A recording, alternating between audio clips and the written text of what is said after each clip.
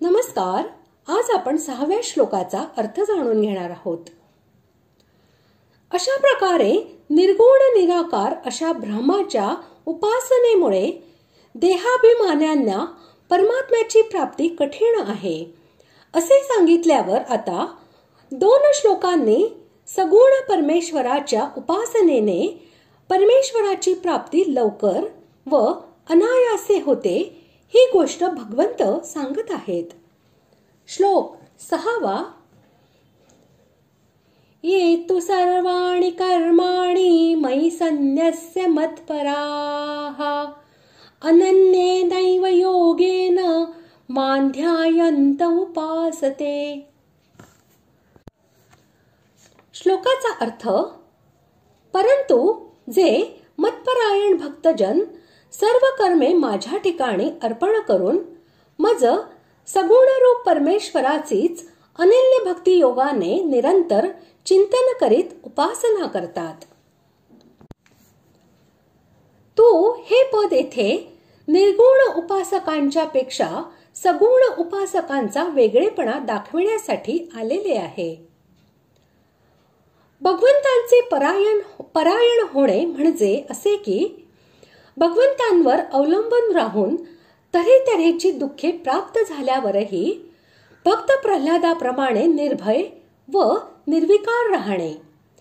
ती दुःखे भगवंतांनी पाठविलेला पुरस्कार आहे असे समजून सुखाची आहेत असे समजणे.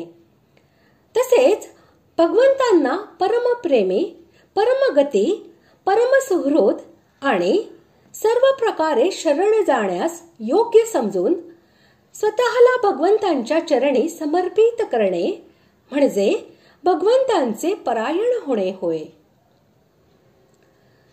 संपूर्ण कर्मे भगवंतांना समर्पण करणे म्हणजे कर्मे करण्यामध्ये स्वतःला पराधीन समजून भगवंतांची आज्ञा आणि संकेत यांच्याप्रमाणे कळसूत्री बाहुलीप्रमाणे सर्व कर्मे करीत राहणे.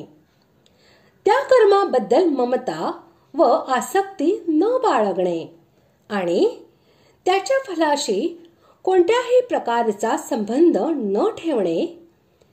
मी फक्त निमित्त मात्र आहे, काहीही करण्याची माझ्यात शक्ती नाही. भगवंतच आपल्या इच्छेप्रमाणे माझ्याकडून सर्व कर्मे करवीत आहेत अशी भावना शास्त्रानुकूल प्रत्येक क्रियेबद्दल बाळगणे म्हणजेच समस्त कर्मे भगवंतांना समर्पण करणे होय. अनन्य भक्ती योग म्हणजे एका परमेश्वराखेरीज माझे कोणीही नाही, तेच माझे सर्वस्व आहेत असे समजून भगवंतांवर स्वार्थरहित तसेच अत्यंत श्रद्धेने अनन्य प्रेम करणे. ज्या प्रेमामध्ये स्वार्थ, अभिमान आणि व्यभिचाराचा जरासाही दोष नाही, जे सर्वथा पूर्ण आणि अढळ प्रेम आहे.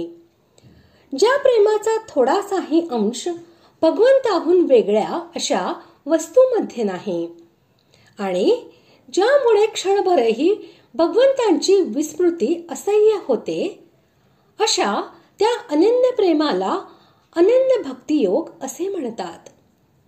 आणि अशा भक्ती योगाद्वारे भगवंतांचे निरंतर चिंतन करीत तसेच त्यांचे गुण, प्रभाव व लीला यांचे श्रवण, कीर्तन, त्यांच्या नामाचे उच्चारण आणि जप इत्यादी जे करणे आहे ते करणे म्हणजेच अनन्य भक्ती योगाने भगवंतांचे चिंतन करून त्यांची उपासना करणे होय.